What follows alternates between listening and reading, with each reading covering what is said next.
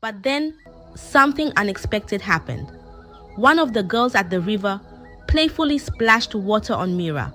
Right away, Mira started to change. Her skin began to look like fish scales, and she was turning into a fish. Once upon a time, in a serene African village, there lived a woman named Nia and her husband. They had been married for many years, yet they were childless. Nia had conceived several times, but each pregnancy ended in miscarriage just after a few weeks.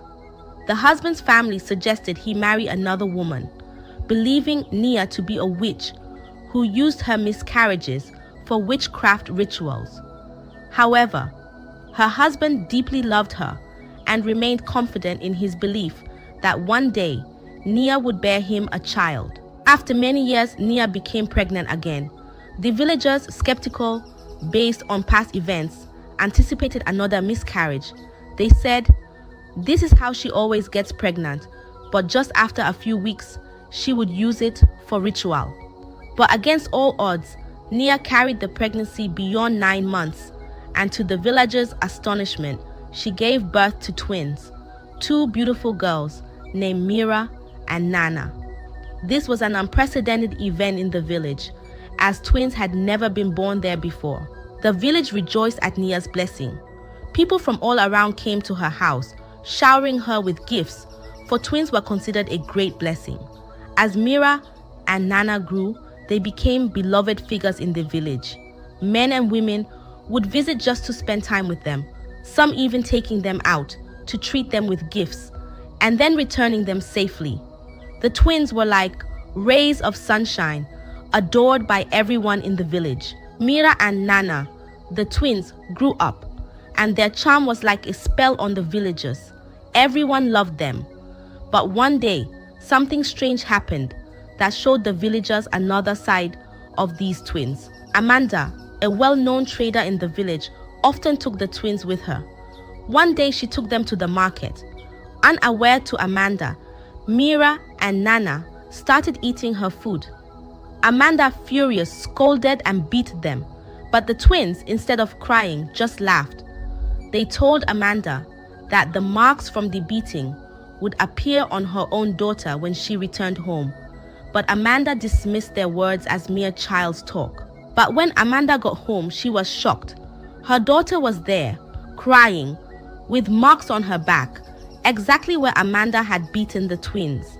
She couldn't understand how this happened. Amanda told the villagers about it, but nobody believed her. They thought maybe she was dreaming or making it up. But this incident changed how the village saw the twins.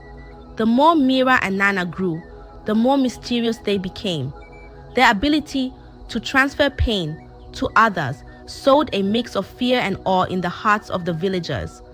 The twins, once seen as a blessing, were now also viewed with caution, their powers a source of wonder and concern. As Mira and Nana, the twins, grew, their mysterious powers became more noticeable. One day, they accidentally crossed paths with a feared old woman in the village, known for her harshness and quick temper. This encounter revealed yet another astonishing aspect of the twins' abilities. While playing, the twins accidentally knocked over the old woman's cooking pot, spilling the porridge she was cooking. Knowing how wicked and dangerous the old woman was, they immediately apologized. They tried to explain it was a mistake, but the old woman, enraged, started to curse them and even made them kneel down, holding heavy stones as punishment. The twins, distressed with the punishment, despite their apology, uttered a chilling curse of their own on the old woman. They declared that whenever the old woman tried to enter her hut, it would keep moving further away, always out of reach. The old woman, dismissing their words as mere childish threats just like Amanda did, soon discovered the terrifying truth. As she attempted to enter her hut, it seemed to move further away, no matter how much she walked towards it. She walked and walked and walked, but her door kept getting a step further. Exhausted and frightened, she begged the twins for forgiveness. The villagers who had gathered around were astounded. The same woman who had instilled fear in them for years, was now pleading with the young twins. This event significantly altered the villagers' perception of Mira and Nana.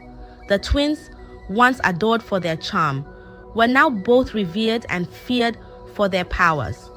They had made the fearsome old woman beg for mercy, something no one in the village had ever imagined possible. The twins had become powerful figures, respected and somewhat feared in the hearts of the villagers. As Mira and Nana, the twins, got older, things in the village started to change for them. The special powers that once made everyone love and pay attention to them now made people scared. The villagers who used to be charmed by the twins now kept away from them because they were afraid of what the twins could do. This fear changed how people acted around Mira and Nana. Even the young men in the village, who might have liked to be their friends or more, didn't want to get close to them anymore. Being near the twins and their strange powers was too scary for them. So Mira and Nana started to feel alone. Their powers, which were amazing, made it hard for them to make friends or be close to anyone. Feeling lonely and wanting to be just like other young people in the village, Mira and Nana wished they could play, laugh, and make friends without making others scared. They wanted a normal life, just like everyone else. This wish made them think about breaking one important rule their mother had always told them: never to go near the river. Their mom was always very serious about this rule, but she never told them why. Being curious and wanting to change their lonely life, Mira and Nana decided to go to the river, a place they had always been told to avoid. This choice, made because they wanted to escape their loneliness, was the beginning of a big change in their lives. Mira and Nana, excited for an adventure and wanting to fit in, made their way to the river. The river was always busy with people washing, swimming, and having fun in the cool water. The twins wanted to be a part of this, to play and be like the other villagers, without worries or fears. At first, the presence of the twins caused fear and confusion. People began to leave, packing up their belongings and quickly moving away from the water. The twins, however, called out to them, pleading for a chance to be seen as just another part of the community. They assured everyone that they meant no harm. They only wanted to play and share in the joy of the river. Slowly, some people decided to stay. They were careful at first, but then things started to feel normal again.